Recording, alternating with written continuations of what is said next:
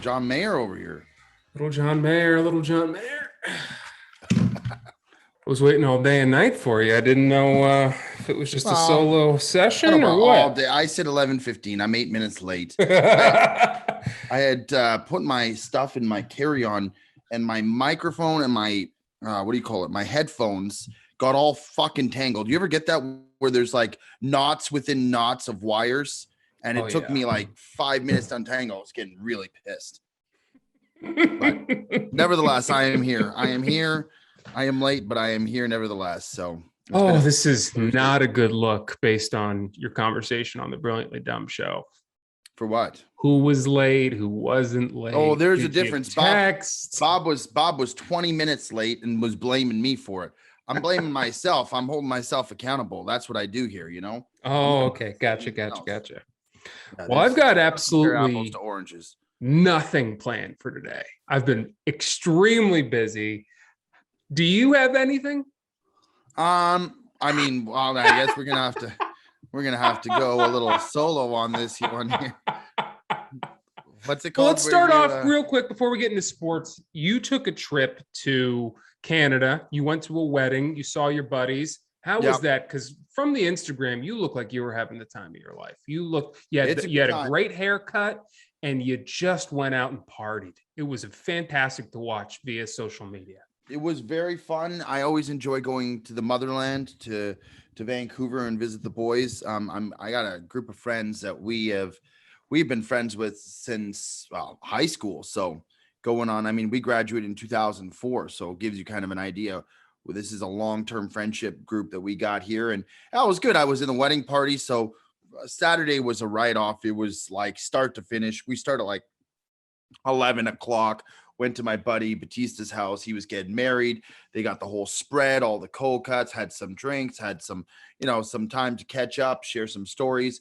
And then from there it was off to the wedding. In the wedding party, you do the ceremony, and then you got to do all the photos. And you know how it is, Ticket. It's like boom, boom, boom, boom. Then all of a sudden we're on the reception and we're dancing and we're drinking and a buffet. And I mean, it was fun. It was awesome. It was really nice. The pandemic prevented me from going home and seeing family for a while. So being able to go home and catch up with some of these cats is great. It's something I love to do, and I'll be doing a lot more of it now. With my job finishing soon, I'll be able to have more free time to go and see those guys. And by the way, Ticket, if you ever want to play a good municipal golf course, go to Vancouver, British Columbia. Some of the best municipal courses. These courses will make Rancho Park look like dog shit. I mean, it's just like, and you're not paying a fortune. Like, you're paying $60-$70, like very reasonable. You get tons of great options, lush green grass, because you got to think it rains fucking 6 months of the year, so it's just, everything is pristine, beautiful.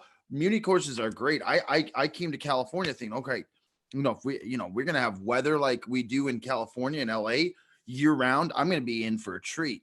And then I get here and half the muni courses are just horrific, or the decent ones, you got to pay through the roof to play, or you got to play a pace of play of 5.5 hours. So not exactly what I like, but the courses in LA, the muni courses are all about what's convenient and closest to you. So that's the only reason. Rancho is a dog track. It's terrible, but it's the most popular muni course in LA because it is so centrally located, and it's such a packed area that everyone wants to play there, and it's like exclusive. Like it's easier to play at Bel Air than it is at Rancho these days, because if you have the money, that lives there. It's unbelievable. And dude, when you play the course, it's a dog. It sucks. It's not that bad. I actually like playing it. The thing is it could be really good. I remember when there's a bulldozer on hole 9. I mean, what are we talking about here? They're doing construction. It's overplayed is the problem. It used to be, by the way, a PGA Tour, mandated course. They played tournaments on that course. So like, in 1945. I mean, World War II was still finishing up the last time the tour went to Rancho. I mean, that course is abysmal, and there's just no getting around it. But it's a fine course to play if you don't have much money. And if you could play for $20 and it wasn't a hassle, but it's a fucking hassle, man. That's a Yeah, shit it's course. hard to get on. It's hard to get on. It's hard to play. It's normally slow.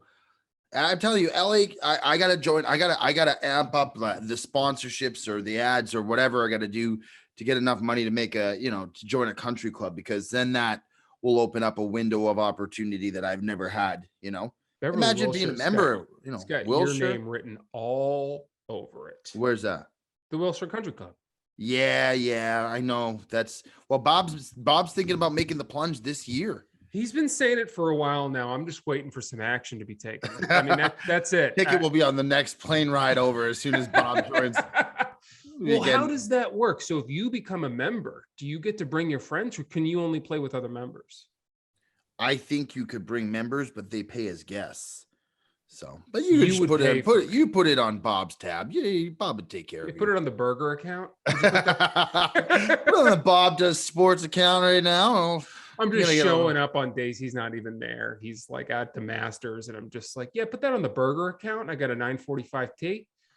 I do want to inform you that I have retired from sports gambling for the moment, and that has been held up.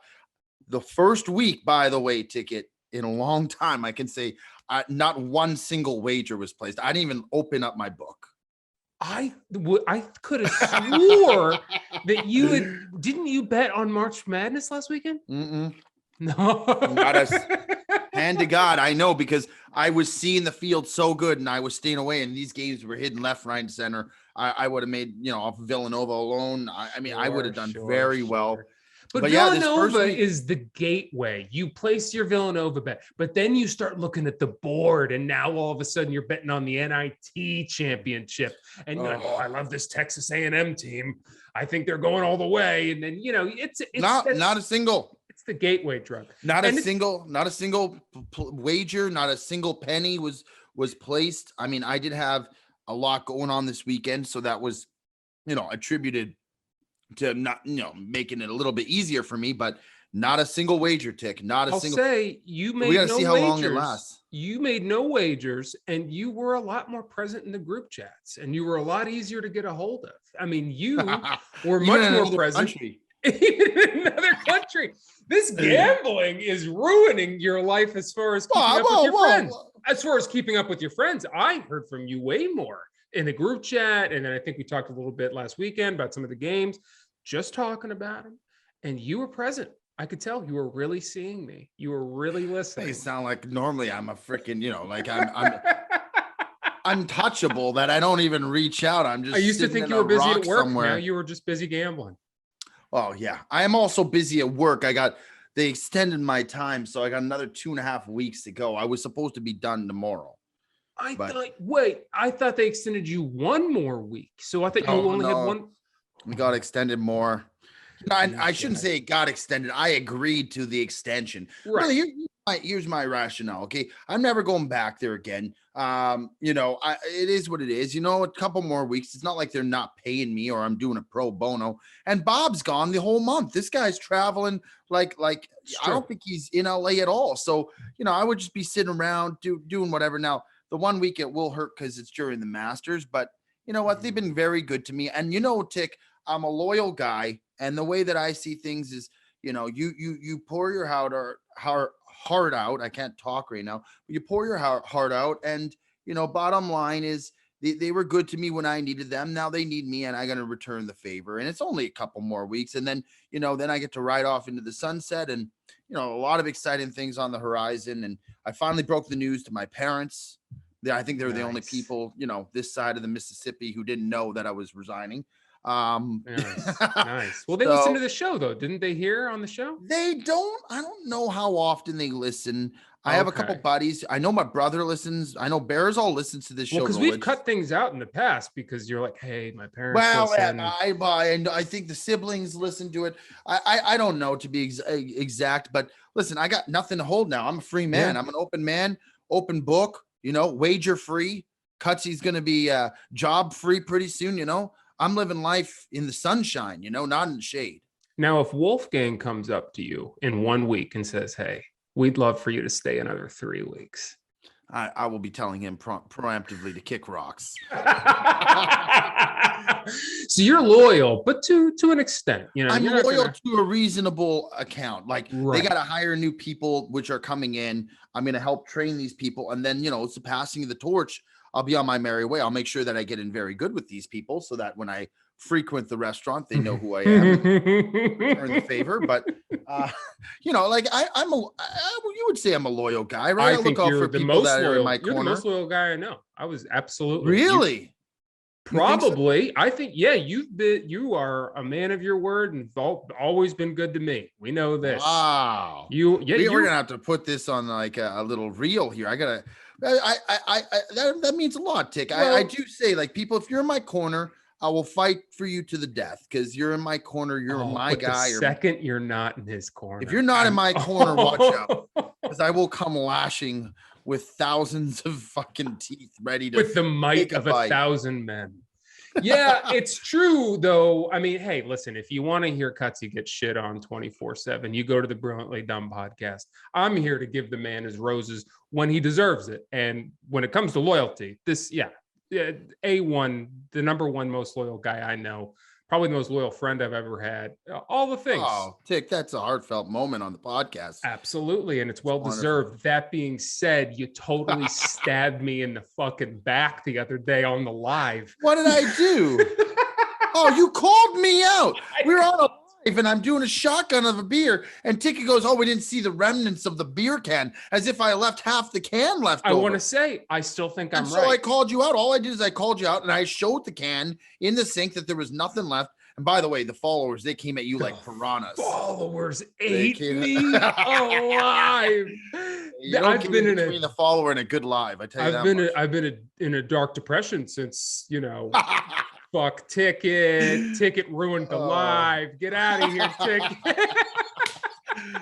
No, there's nothing but love for the Ticket. I gotta say though, I was screen recording that live.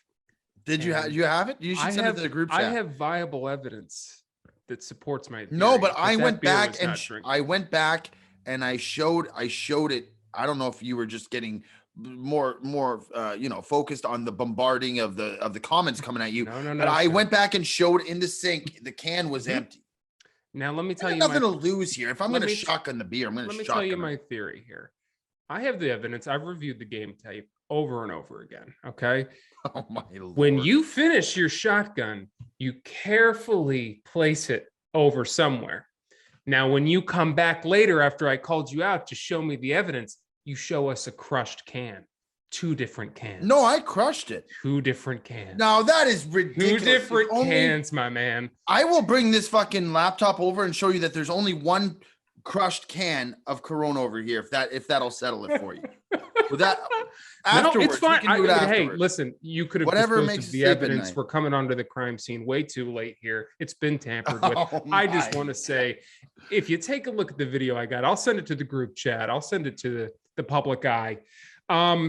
But anyway, so Cutsy, I noticed in that live as well. What did they send you? The entire cooler of Corona? I mean, Jesus. I mean, yeah, they sent. They said that we had Corona coming over for a shipment for a new sponsorship. They're sending us product, but first of all, I didn't even know that there was product being sent over. No one said anything to me, so I got this weird call from this Drizzly. Have you ever heard Dizzly or Drizzly some beverage the alcohol delivery? Yes. App. I've never heard of it. I've never. You bet your ass I know that. I kept them in business. During the pandemic, they were tickets first off. No, but anyways, they hit me up and they said, we have a bunch of Modelo for you. I said, this has got to be some kind of a mistake. First of all, I work proudly for Corona, not Modelo. Then I realized I think Corona actually owns Modelo. Yeah. So then I said, okay, well, whatever. Like, it's got to be for Corona or something. So they said, can you pick a day that works next week? So I said, oh, just bring it Wednesday. I thought they're bringing like a 12-pack. Ticky, you saw on the live, they brought I got like 70, 80 beers at least. All in 12s, right? In 12 packs? In 12s, there's like 6 or 7 or 8 of them. So let me paint this picture for the listeners. He's got about 15 cases of 12 Corona packs. And all I was thinking when I saw that, other than that he didn't finish that shotgun, all I was thinking was, how did that show up at his door? Did he just some lady showed up with a van and then she opens the trunk and I'm like, This is all for me. Now, for the listener at home, I don't have an elevator in my fucking apartment. Certainly And I'm don't. on Ticket can say those stairs are treacherous. I got to go up 2 flights of stairs. And this lady was frail. So I said, just drop them inside of the side gate. And I had to carry them all up. I mean, they better be drank, because I tell you, the amount of work that I had to bring fucking hauling these cans up and down the stairs was a lot. Can I say something quickly about when companies send women to do a job that involves labor and service? Let's be very careful here. Well, be careful, but what I'm saying is canceled before we've actually made it. I love women and they should have these jobs, but I feel like absolute shit. I had a driver once pick me up at the airport, and my chauffeur was a woman, and she was great at her job, but she insisted that she take my bags. And she was small. She was a small woman. This is not a UFC fighting woman. And I felt like shit. I was like, no, I'll carry it. It's okay. She's like, sir, it's part of my job, but let me please take your. And it was just in this whole dilemma where I was like, please just let me. I cannot be seen. Point, you just got to let her take the bags. If she's going to pull her back out, you've done everything to preemptively, prevent that. I couldn't confidently walk through the rest of the airport alongside of her while she was holding my bag and I was drinking a Starbucks coffee. It was a bad look. It was a bad look. You might have looked like a celebrity. I looked like a dickhead celebrity is what I looked like. I mean, weren't you sort of pissed when she showed up to deliver your Coronas? I was excited that I had that much beer, but at the same time, I was like, this is going to be a bitch to handle. So it was kind of like mixed moods. If it was a guy who delivered that beer, you would have told him 3rd floor. Oh, yeah. Fuck yeah. I would have made him haul half of it up. I would have maybe took a few 12 packs and called it a day. You would have cracked one on your way up there as he fucking slugged them on up. I mean, those stairs are treacherous. The worst I've ever seen was when I first moved in. I had a bed and a couch delivered to my apartment, and I had it delivered to and assembled because I knew it was going to be a nightmare. So these Latino guys, God help them, they were hauling this shit up the stairs. It looked like they were going to die. They got in. I had fresh cervezas opened and ready for them because I was like, these guys just went through the ringer. I mean, it's not an ideal situation, and partly why I haven't moved yet, because I'm just dreading the move out of here is going to be hell on earth. I'm going to have to haul in like 10 people and spend a fortune to do it, but it is what it is. But when you move out of there, you before we get there, when you move out, you got to leave all the furniture, dude. Take the TV and take your clothes. I don't think I can leave the furniture. Toss it over the railing. Toss it over the balcony. You've seen me toss things over that balcony before. You do some bad things, and all right. Well, we're getting a little bit overindulgent on my, idiosyncrasies over here. I do want to touch base on a topic that, by the way, first time I believe we've ever touched base on this sport during the Sportsmen. So a little bit of an excitement here. I'm going to talk soccer here, and I am going to go on a bit of a rant. So buckle up. I had to hear from multiple people over this past week, and it was not fun to hear. It was not fun to endure the fact that Italy is not in the World Cup again for the 2nd straight World Cup. I have to watch on the sidelines as this fucking team lost 1-0 to Northern Macedonia. Ticket, if I pointed on the map of the world and asked you where in God's name is Northern Macedonia, would you even have an idea within 1,000 miles of where this fucking country is located? It's just north of Macedonia. That's actually really good. But bottom line is, how outrageous is this fucking team? Italy is one of the superpowers of soccer throughout the years. They're one of few countries that have acquired 4 or more. They've won 4 World Cups. Germany, Brazil, I think are the only two. Now they've never won 4.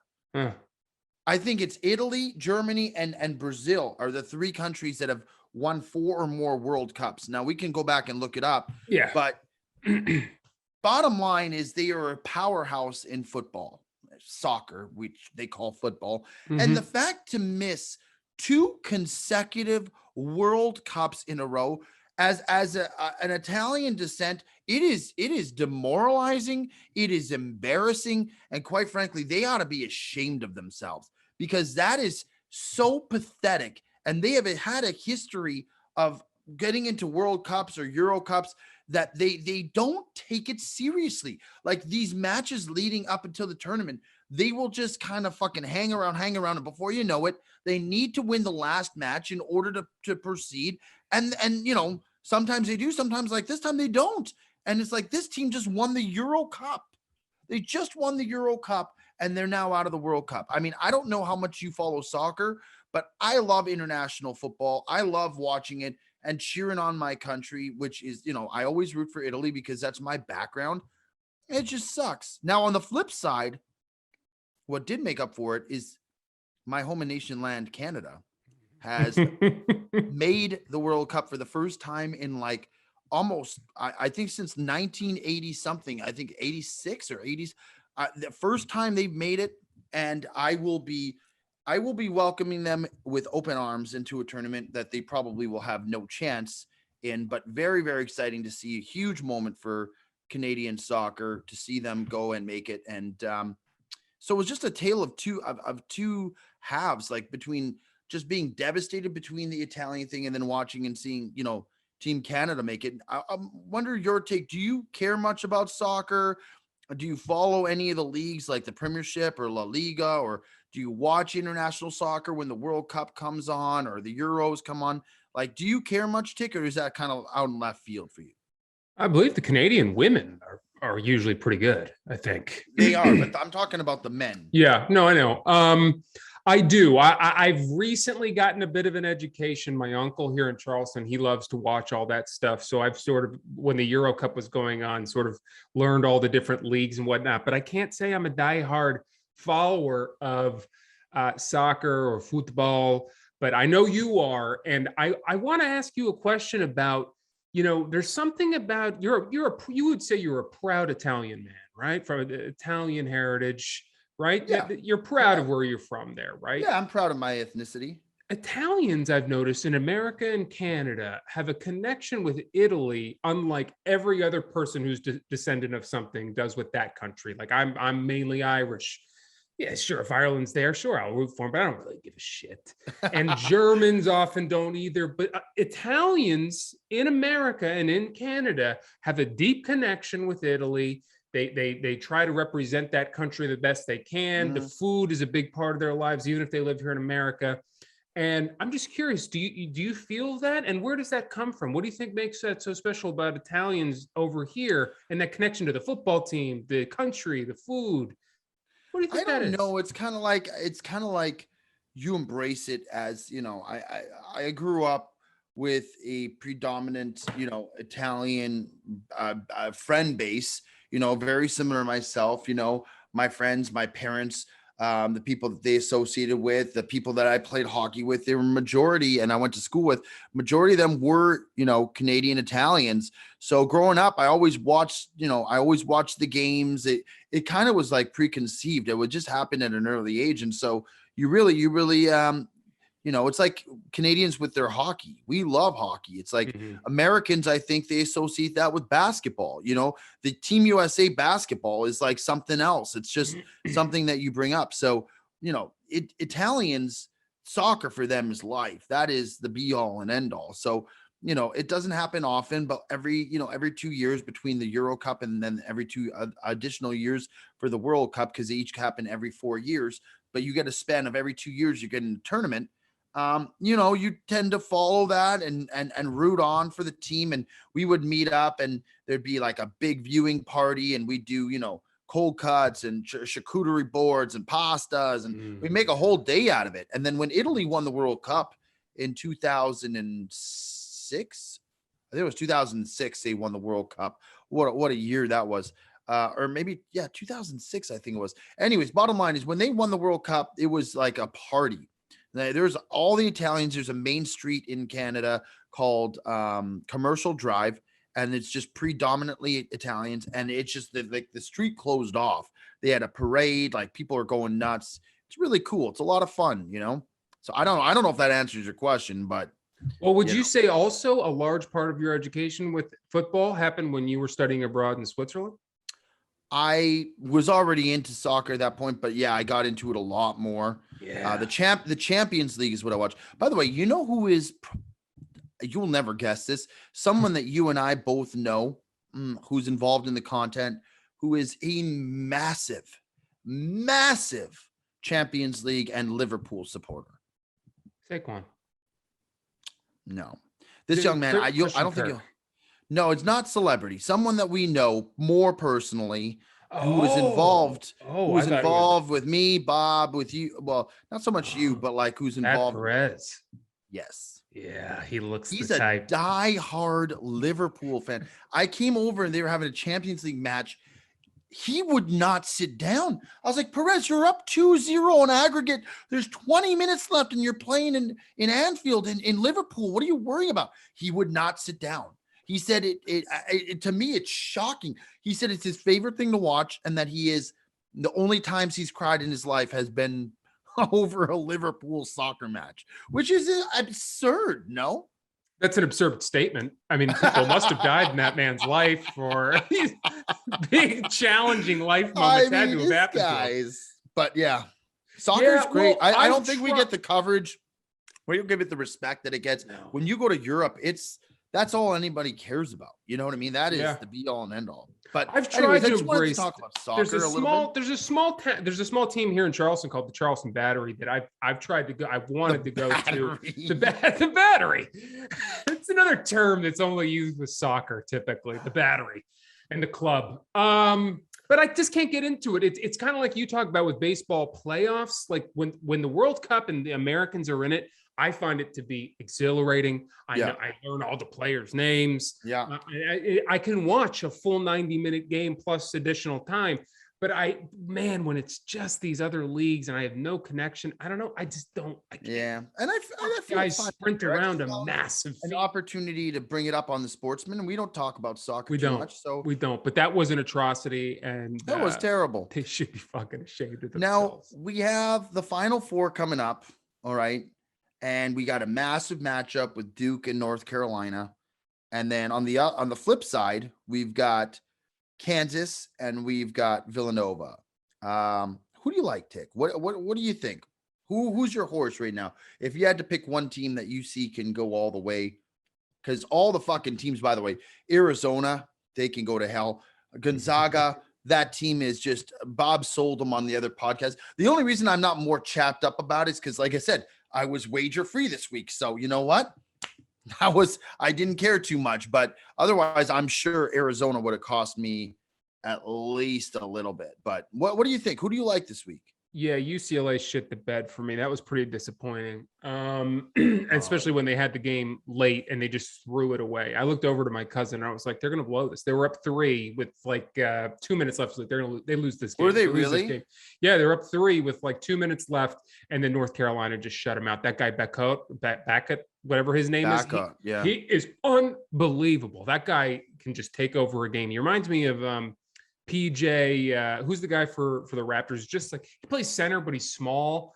PJ Washington, maybe. I don't know. Anyway, I love Villanova, Philly guy. I love Villanova. Plus, I actually think they have the players. Now that guard went down, but I still think they have a real good shot at it. But I gotta say, man, I'm just fucking so sick of these teams always being there. This was supposed to be one of the years of the smaller schools or getting the West Coast was supposed to play a big role. You know, Gonzaga finally maybe getting a chip, Arizona, UCLA.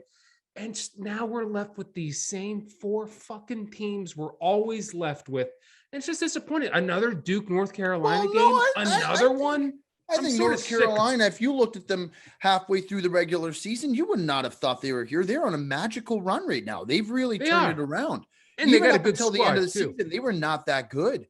And they've really turned it around. It's a big story for them. And yet here we are with them. They're always here. You know, good team, bad team, they're always here. I feel like sometimes good programs, outlast, and I'm so sick of Roy Williams. He's not coaching anymore, but he's sitting in the fucking They show him stands. at least 3 to 5 times a game. That little germ, that little just infection. He's just. Why do you hate there. him so much? Oh, look at him. Look at the face. Well, he's just horrible, man. And he's so excited. Why'd you quit then? Why'd you fucking quit? Keep coaching the team if you're going to be there all the fucking time. So I'm sick of him. And I'm just sick of North Carolina and Duke and all that. But I like Villanova. I really do. That's not hating on North Carolina because I'm sick of them being there. I mean, Villanova won 2 in the last 10 years. They've been just as part of this problem as anybody else. But I love Jay Wright. I think he's one of the coolest guys. If you hear any interviews with him, he's just a cool guy. I wish he came to the Sixers, but he didn't. He stayed at Villanova. And I think they got the squad. Gillespie, I love those guys. Really fucking good. Yeah, man, he's great. So I'm rooting for him. I think they got a good shot. But dude, Kansas, man. Agbaji, that guy Duke could do it all. Duke could. Hey, any four of those teams could. Ending for Coach K as well. No, that'd be nice. I wouldn't hate that. I mean, yeah, it'd be a nice way to go out after retiring and winning a championship on his last game. That's a storybook finish. That would be a good dialogue to go out on. No, yeah. Listen, if it ends up being Villanova Duke, no sweat here. I'm fine with either of those storylines. I just fucking Kansas, man. So sick of Bill Self.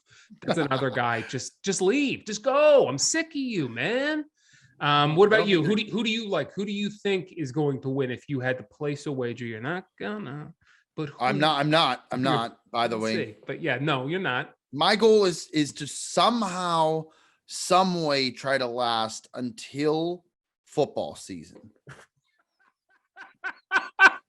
You're out your goddamn mind. You're out your fucking mind. But I appreciate the goal. You got to set goals. You might not reach them, but it's good to set them. Football season, everything's off the table. There's no way I can figuratively see myself outlasting that. But I think from now until football season, there's a little brief period where there's going to be NBA playoffs, NBA playoffs. Oh, yeah. I can watch just to enjoy the game. I hope you can. I really do. I've been. I don't know if I can, but I'm going to try. I'm certainly going to try. But if I had to pick a team, you got to think Kansas is probably favored.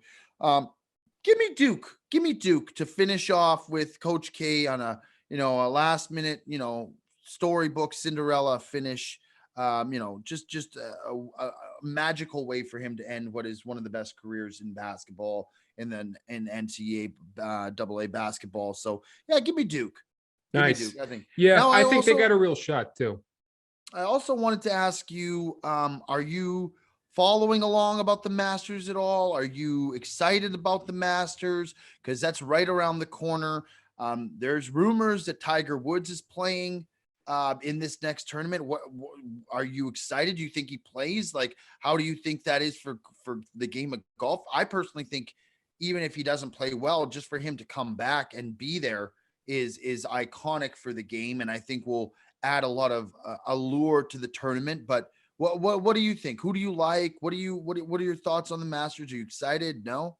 Always excited for the Masters. It's one of the best sporting events every year. I love the Masters. But I want to say that whose ever fucking account I had for ESPN cut out on me this week. I watched SportsCenter all day long and I was piped in. I got no fucking idea what's going on now. I was reading an article about Rory McIlroy speaking on if Tiger plays, and talk about a guy who just these days always says the right thing. It's really kind of emerged now that Phil's gone down in flames. It's like just really one of the great spokesmen of the tour. I mean, he's really just wise beyond his years, and it's unfortunate that his play hasn't kept up with who he's become for the tour. But he was talking about what a phenomenal feat to accomplish, and what a great message it would send to all the players, and what you can accomplish out there. And I think everyone's rooting for him, and me included. I talk about what a shitty guy I think he is, and I stand by that, but I just can't help but watch that guy and root for him. So I think whether he comes, he's competitive. If he's not competitive, it would just be obviously a great storyline, but what a great entertainment to watch as well.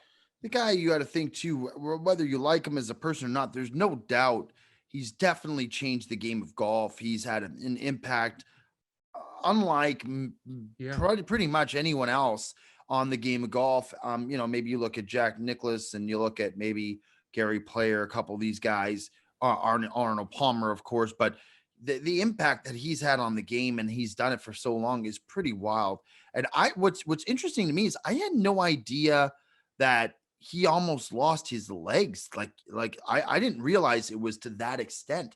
Like, so I knew it was bad, but when they were saying, I guess this last time when his daughter was talking and they went more in depth, that he might have almost never walked again. I did not know it was that bad. Did you know that? I heard that a couple of times when the story initially came out that he might lose one or both of his legs. Now, who knows if that was put up for drama or if that was a PR move. So if he ever makes a comeback, what a story. I mean, who's putting that up for PRs? If it's these PR teams are sneaky. But if it's true, and I'll take it for face value, let's say it's true, that is amazing. That's amazing. But if anyone could do it, it would have been Tiger. I mean, that guy, no one works harder than him when it comes to being in shape and getting back to playing golf and doing the things he loves. I hope he somehow, if he plays, imagine if he were able to make the cut, how great a story that would be. That even would be just making the cut would well, be no, amazing. making the cut would be like winning the tournament. I There's know. people betting on him at 6,000 to 1 odds to win. I'm like, let's just temper expectations, people. It's the first tournament he's played. He said before he couldn't even walk, he would have to ride a cart, but they won't let him do that. So, like, that's to make the cut is just going to be for him to make the cut would be the equivalent of him of a regular golfer coming in and making the top 20. I feel like that is a huge feat. That's the thing. A lot of the footage you see of him playing, he's playing really good golf. Like, he is playing competitive golf, but a lot of the time he's been riding on a cart and he hasn't had to walk the course. Now, the Masters and a lot of these tournaments, I think just about all of them, you got to walk. You got to walk the course. And so 4 days of that, so hopefully on Thursday he comes out fire and really sets a statement. But I'd be interested for him to make the cut just to see how he's doing by Saturday, to see if he's holding up, walking the whole course. I mean, that's a lot of work, man. I mean, that's tiring stuff. Yeah, man, I'm excited. I'm really excited for the whole event in general, man. But I'm still pretty bummed that Phil's not going to be there. I mean, I think, we talked about this, I think last week about him being suspended, but he's got to take some time away from the game and really refocus his brand image and, get back to where he needs to be to make a return. But I don't know. I think what we should do is we should do a little research this week, Tick, and next week we can give some ideas of who we like, favorites, different guys who could potentially come in and make a splash. Unfortunately, I'm not going to be going to the Masters. They were trying to get me a ticket. Came up a little short. It looks like next year is pretty much a green light for me. I think, what needs to be said is this is the first time since 2019 that there's going to be people at Augusta.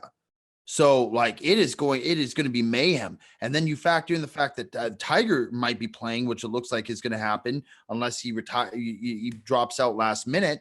But it is going to be exceptionally awesome to be there. Bob will be there, of course. This guy always reaping the benefits of living the good life. But that's neither here nor there. We're not here to focus on Bob. Here's one thing I did want to ask you before. Well, I'll ask you this, and then we'll sort of start wrapping it up.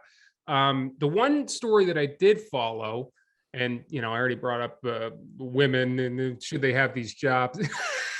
I mean, which I didn't mean, of course they should have these jobs. I feel bad. I want someone to carry my bag and not feel bad about it.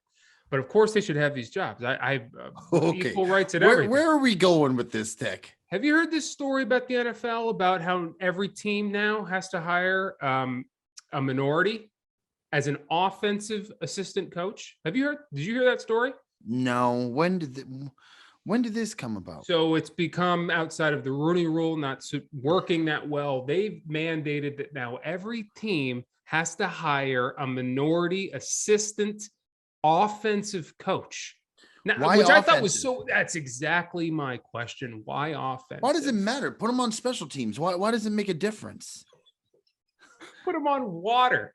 No, but I'm not trying to downplay the. I think it's a good thing because I mean, if we I don't know if we talked about this, but between the two of us, we talked about how the fact that there's Mike Tomlin is the only black coach in the league now after the Texans let go of their coach and Brian Flores was let go from Miami. It is ridiculous that you don't have more minority coaches in the league. We talked about this in extent. So I actually think it's a good thing, but Why in God's name does it have to be offensive? Why can't it be defensive, special teams, whatever? As long as they're having an integral role within the team and how they're operating, to me, that doesn't, that's what the significance should be placed upon, not whether it's offensive or not. Ridiculous. And it's also ridiculous that it's come to this, because I refuse to believe when there's people like Brandon Staley in the league and many, many others. I mean, NFL coaching, there's a lot of really poor NFL coaching going on in a lot of teams. And the fact that it's come to this, you telling me that there's not one minority out there who's a better coach than some of these guys? Why aren't they hiring these guys for the right reasons as opposed to being forced to do it? You kidding me? Are you absolutely kidding me? What's the Texans' old coach name? The GM, Brian, or is it Brian or? Well, they hired Lovie Smith though, so he's a head coach. No, but what was the Texans? Oh, I gotta look this up now. This is not good. I mean, their old GM, was he? Yeah, the guy who was horrible. What was his name? It's not. I mean, it's not alluring to me. Is Bill O'Brien? No, Bill O'Brien. Is it Bill O'Brien? Bill O'Brien was their coach. I don't know if he ever spent any time in the front office. The guy who fucked the whole organization up. It was Bill that O'Brien. Guy. They got rid of him. Yeah. But he's got a job now somewhere. I'm sure he's back with Belichick. He's a Belichick guy. It's ridiculous. Like, that guy shouldn't have a fucking position anywhere in the league. He made that team. He took, like, you know how you can play Madden, you can do like the career mode and you can play a season. Yeah. It's like he picked up halfway through, someone like was staying. It would be like if you stayed at my house and unbeknownst to me, you just picked up halfway through a season on my fucking Madden and just obliterated the fucking team. Got rid of Hopkins, fucking forced Deshaun Watson out, lost all the games. No one likes you. The team went from being decent to fucking garbage. That's what he did. It's so bad. And the fact that this guy could come back, and it was Bill O'Brien. It was. I think that's who it was. Yeah, he was their coach for a while, and he also had like I think he had managerial oversight as well. Like I think he was operating as both. Got you. But this guy should not have a job. Now let's see where he is. I guarantee you, he's got a job somewhere in the league. I think he's probably back with Bill Belichick. All these Bill Belichick guys keep going back. They've always got a job with Bill. He's the current offensive coordinator at the University of Alabama. Well, Nick Saban is another Belichick guy. They all protect each other, man. There's a brotherhood going on there. But this guy is garbage. He's garbage, and he was with the Texans for 6 years. This guy, how do you get rid of DeAndre Hopkins for essentially a bag of pylons? Because that's what they got. Now, I mean, it's ridiculous. Now, I will say, actually, they got James Conner, had like the revitalization of his life last year. Yeah. Like no one in their right mind saw that coming. So it makes it look a little bit better. But at the time, if you looked at the trade for face value, he was not what he was as of this year. So like the trade just looked ridiculous. And he just blew the team up. So that's my point, is that there's a lot of these guys who somehow continue to get positions even when their track record shows that they're not good coaches. And it's like, how are they finding their way back onto another organization? Did they just like do a blind screen test and just not look at the last 2 years? Well, that's the problem, is it's the same guys getting recycled on different teams. And it's like, there's better people out there. And surely some of them are minorities. Most of them played. You kidding me? That some of these guys aren't better than Bill O'Brien and Brandon Staley, who threw away the postseason for the Chargers? I mean, come on now. It's ridiculous. And it's ridiculous that they're being forced to do bad coach. So. Huh? I don't think Staley's bad. He's just too aggressive. He's not ready. We can say that. Maybe he's not ready. He's got good offensive schemes. So, I mean, like, I think the Chargers will be really good. A blind man could draw up offensive schemes for Mike Williams and Justin Herbert and Austin Eckler. I mean, and Keenan Allen. And Keenan Allen. I mean, I could draw up the offensive schemes. It's ridiculous. I mean, the guy's got an embarrassment of riches over there, and he still threw it away. But well, anyway, Cutsy, do we have anything left? Do we have anything left in the tank for today? What else happened? Bruce Arians stepped down as head coach of the Tampa Bay Buccaneers. Right. Todd Bowles, another guy just getting another opportunity at a head coaching position. Minority though, so we're going to show him some respect, and that's we're going to show some respect. We're going to show some. Well, respect. actually, they have now. They're going to have who's their quarterback coach is Byron Leftwich. They're going to have two minorities running Byron things. Leftwich. Do you really? I think he's a plug. I'm sorry. I mean, I love him because I hate Tom Brady, but I will say this. How hard is it to be an offensive or a quarterback coach when Tom Brady is calling? He's not the quarterback. I think he's the offensive coordinator. But Tom Brady's calling his own plays out there. Yeah, Leftwich is just taking a seat on the sidelines, and just getting all the rep. Meanwhile, Brady's calling everything on the. It'd be like being the offensive coordinator when Peyton Manning was playing. Like, this guy was calling his own game. He didn't listen to anything they were telling him. Officially no love for Byron Leftwich. Well, let me tell you, I'm not going to say one bad word about him, because after a little film in 2007 came out called We Are Marshall, I fell in love with the program. Byron Leftwich, one of the best players ever come out of there. Put aside all of his terrible work that he did with the Jacksonville Jaguars. Well, he's not a great quarterback, but neither was Sean McVay. Okay? Sean McVay is a hell of a coach.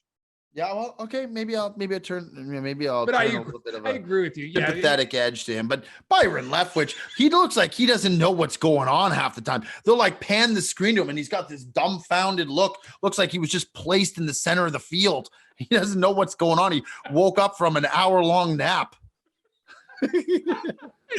Tom Brady's just bailing him out left and right. Oh, 100%. This year would have been the first year that guy had to do any work, and Tom Brady came back. No one was happier than Byron Leftwich when Tom Brady decided to come back. Like, honey, looks like I'm in another bonus this year, and you know what? We might as well take a 3-week hiatus vacation during the season, because they won't need me on the sideline. I mean, Byron Leftwich was looking at Kyle Trask on the roster. He's looking at Cam Newton on free agency. He's like, oh my God.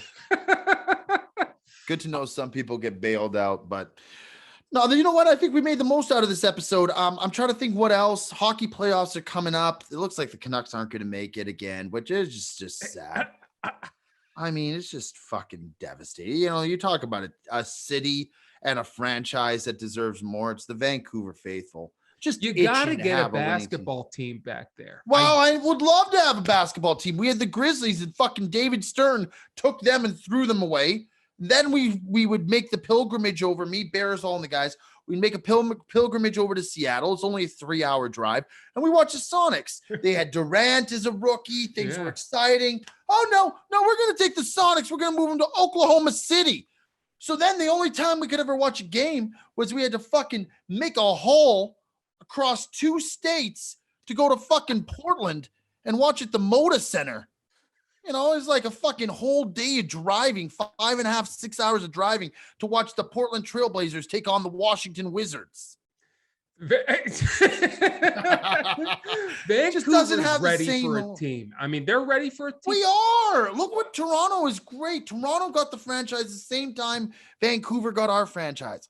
Why? And by the way, if they say the attendance wasn't good, that's bullshit, because the attendance for Grizzly games, if you go back and look, they were still good. And we had the worst record ever. Like, I think we were losing like 80% of our games, and the fans were still going out there, albeit it wasn't to watch the Grizzlies. It was to watch Allen Iverson and Kobe Bryant and Michael Jordan, but they were still going. Tickets were still being sold. Yeah. You're a loyal market. And by the way, the Grizzly jerseys and the paraphernalia was the only thing that team ever got right, because those jerseys are sick. And I'm happy that they brought them back, the retro jerseys. Now you'll see Morant wearing them, though. You can buy, like, the teal ones with like the native symbols on the side. Those were sick jerseys. Do you have any vintage Vancouver Grizzlies? Confirmed, I do not. You don't. I used to have some hats and stuff. I mean, listen, they left so long ago. It was like, it's like remembering the Alamo. Does anyone really anymore? Now, if you could take one of these teams, who would you want? Would you want to move? Would you want to start a brand new team? I don't know what New Orleans is doing. I don't think they deserve a team anymore. I think the Pelicans. They have a lot of good pieces. I'd love to take the But Pelicans. They still stink. I think they deserve to be moved and moved to Vancouver. Get Zion. I'd love Charlotte. Yeah, but are you ever going to get a team out of Charlotte? I mean, no, Charlotte would be great. They're on the up and up, though. Dude, that's what I'm saying. LaMelo is incredible. LaMelo Ball is everything I expected Lonzo Ball to be and more. He's unreal.